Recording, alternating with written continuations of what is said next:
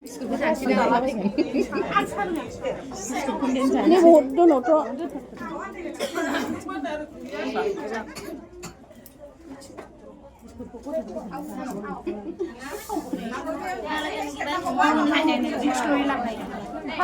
ha maksi oh ini di luar hunungan di sana tapi enak para kerabat